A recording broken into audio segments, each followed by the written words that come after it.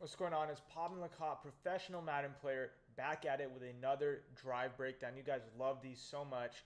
This drive breakdown, we are going to be teaching you a crucial aspect of today's game, um, and that's clocking, right? We got to manage the clock right to win games. We don't want to be looking like the NFL coaches out there on Sunday. Clocking is one of the biggest, most important things in today's Madden game that really did not used to matter until like Madden 22 and onwards. So you got to be able to manage the clock before half, and then also like at the end of games. It's really where everyone, like the pros, can separate and differentiate each other if they are able to play the clock at a high level. So here we go. Let's get in the drive breakdown itself. And you can see we just got an onside kick, so we're actually pretty fortunate spot. And I'm right here. I'm like, all right, we're gonna have to clock this game out. We're gonna start with a rush, and we actually get a lot of yards. And honestly, that's not the worst thing. We are on 40-second play clock. You gotta know every minute detail, from the play clock to how many timeouts they have. It just all that matters at the end of the day. So right here, what we are gonna do is we're just gonna, we're not gonna run again. We don't want to get too predictable, right? We want to. The main premise of clocking is we want to get on like second and sixes, second and five, second and sevens are good. Anything like second and 10 onwards is really not the best ideal scenario. At that point, you're just wasting it down. So we want to at least get some yards, right? And in an ideal world, you could get like a third and one where you have two chances to get it, second and one, right? So we want to put we want like to just attack the underneath route. And this is where, pros, like the really elite players in today's game, they're going to sell out, right? They might do something like, blitz the whole crib, and then, maybe just play the underneath routes right here, playing the underneath routes. So we're going to have to, see what my opponent's going to do, how he plays his timeouts, how he plays defense. He is in the 6-1, naturally aggressive defense already. So we're going to have to just see how he's going to want to play this, right? At this point in the game, I was dotting him up, converting with ease. But this is the hardest drive of every game, right? Players are gonna get more aggressive. In this combo, we're sending out five. It's a little risky combo versus 6-1, but we have like majority of these like what's it called? Small spaces of field to attack. We have options. See right here, one option we're gonna go with the running back streak. We actually, it's a nice combo with the flat route right here to pull this defender right here. And we're gonna have a tight end streak to kind of clear out the middle part of the field. We could see that Denzel Ward, his middle linebacker, is manned up. And then right here we have just a simple zig route, right, to attack the flat. If he goes hard flats, then we have a corner route going the top. And if he's in a stock cover 4 at this point, then I'll be able to tell. That's why I have like a a flat and a streak right here, and then a tight end streak there as well. So see how it plays out. I feel like this is actually a pretty good play. You want to like call these type of plays in clocking scenarios. I could have possibly hit this corner out, but that would have been a lot of yards. So I'm really just eyeing down this zig route, and kind of a close call, but we do make the catch. And see right there, look at the stat line. Andrew Luck throwing dots all game long. And right here, we're in a spot to run the ball. Second and 5. We're trying to get to the 2-minute warning. That's what we do. We run the ball. We try to dive to get some few yards because, it's really tough to run the ball in this year's game. So, we try to dive, get a few extra yards, and we don't. So, second and 5 turned to third and 4. We definitely wasted it down. But, all I wanted to do was get to the 2-minute warning right there. And now we're going to be able to think and cook up a play versus 6-1 defense. See right here, he's shifting. He's trying to blitz.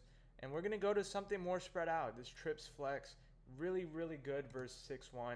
See right here, his cornerback is stuck in this position where, I could hit him with a go route if I wanted to. I could really flood this side of the field. This defender, he could get to this spot, but it's very tough for him to move now with the zones. So we have one route right here, and then we have two versus one defender, and then this is a 2, and this is a 3. His fourth defender going to be his, user. Maybe like a 5 right here if he wants to zone out his DN, which we're not too worried about. So we have the numbers advantage, right? We have 1, 2, 3 right here versus realistically, 2 guys, maybe 3. If he wants to blitz this guy, then it's going to be 2 guys over here guarding 3 defenders. So This is a really good look versus the blitz he's been showing us.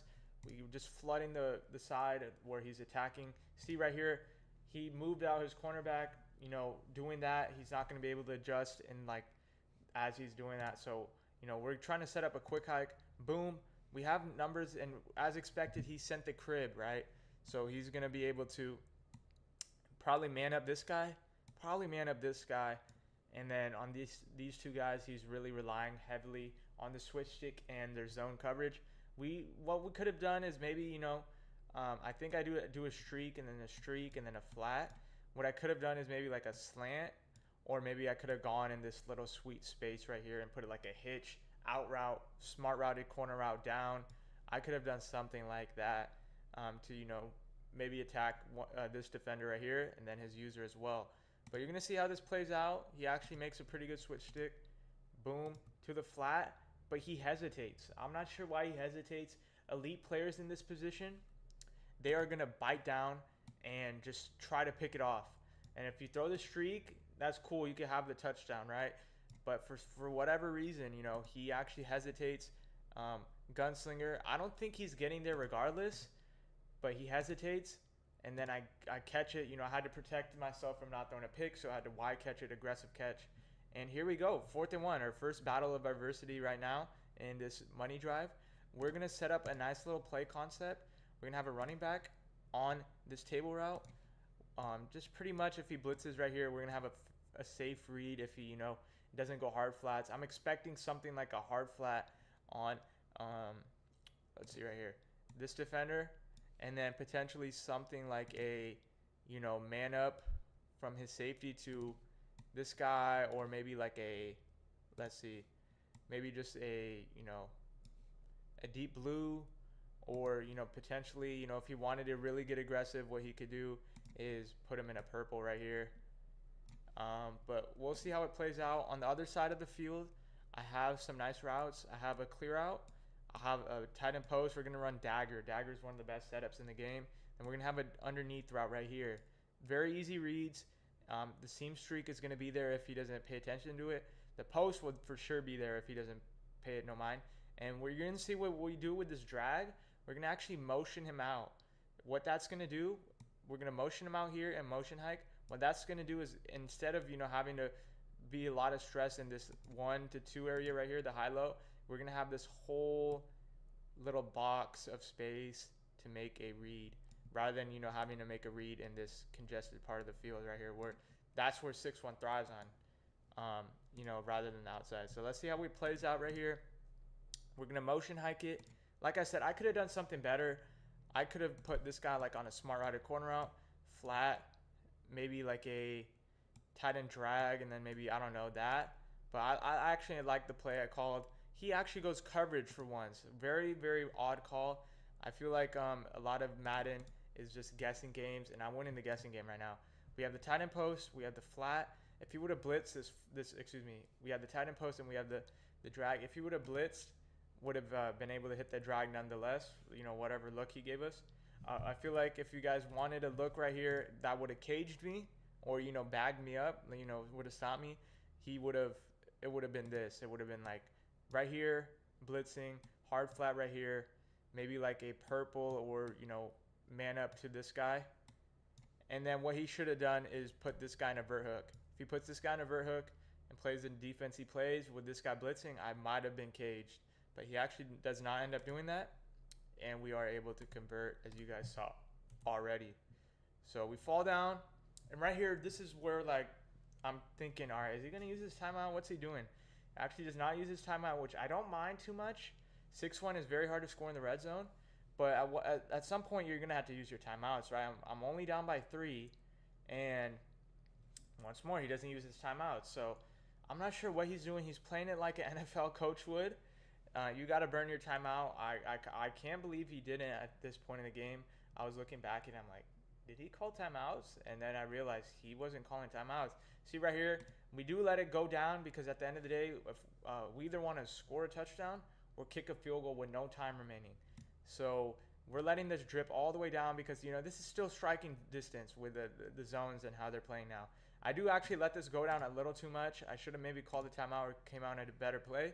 But this is a decent play. What I'm really looking for right here is boom, a clear out, and then I'm trying to hit this corner out underneath the cover 4 zone, cover 3 zone, whatever he might have. I have 2 safe routes right here to throw the ball away if the blitz does come in, or just dump it off, whatever may happen. So you're going to see how this plays out. See right here. We actually might have had that early in the play, but he adjusted. I ran that play earlier on. And then I have this corner out, but the blitz comes in. We get the ball out with Gunslinger. Could have been bad. Could have been, like a throw out a sack pick, but we do get lucky, I guess you could say right there. And 14 seconds left.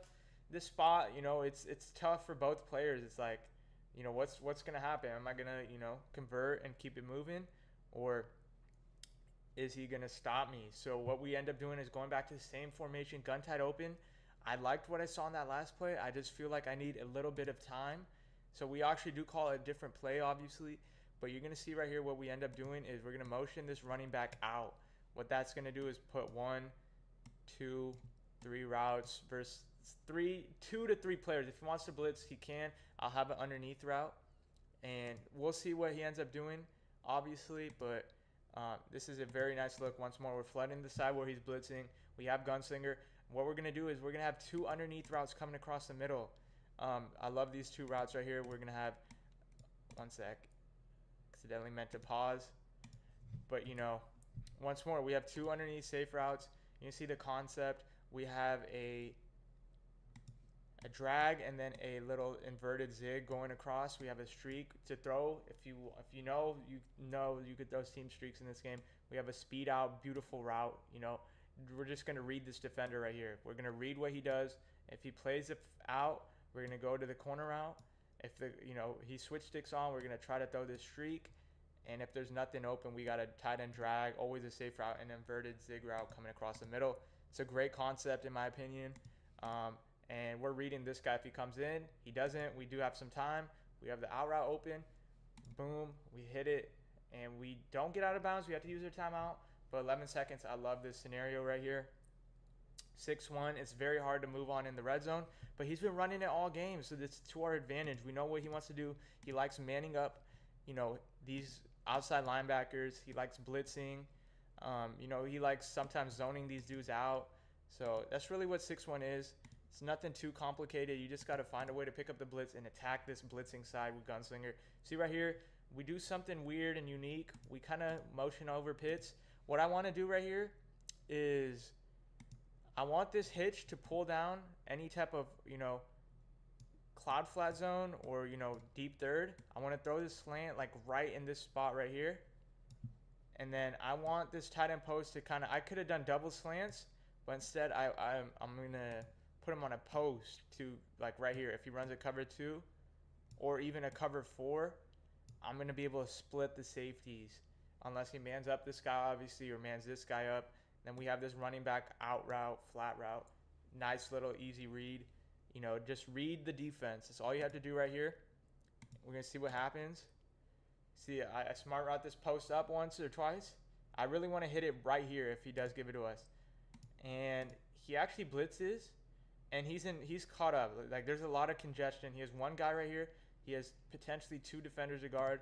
I just hit the quick flat. I would have had the tight end post open right in this middle space like I was predicting. And I would have had the slant open just depending on who he was going to guard. But he has to bite down and go guard the flat, and I'll take my 4 yards. Take your 4 yards there any day of the week. Now we're in a position we ideally have 1 to 2 plays if we really want to test our luck. We're not going to run the ball here. There's no reason to, unless like we were on this 1 to 2 yard line, we would run.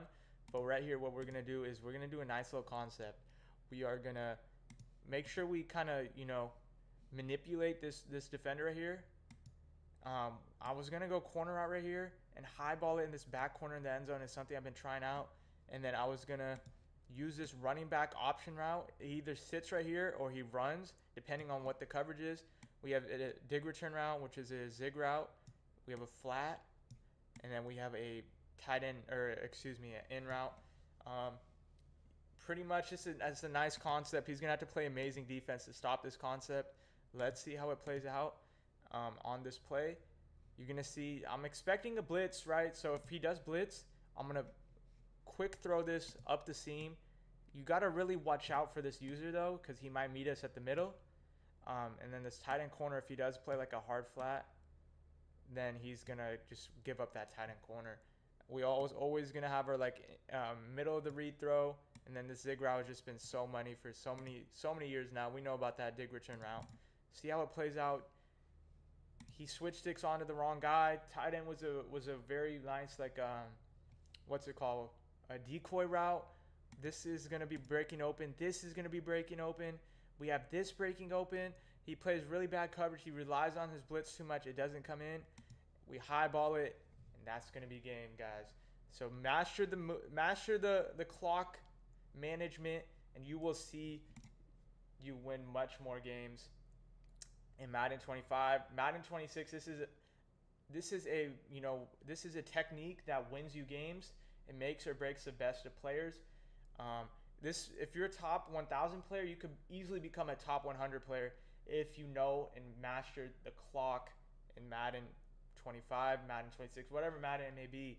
We have courses now. We have courses out now on the Madden Academy. If you want to get better, go check it out now.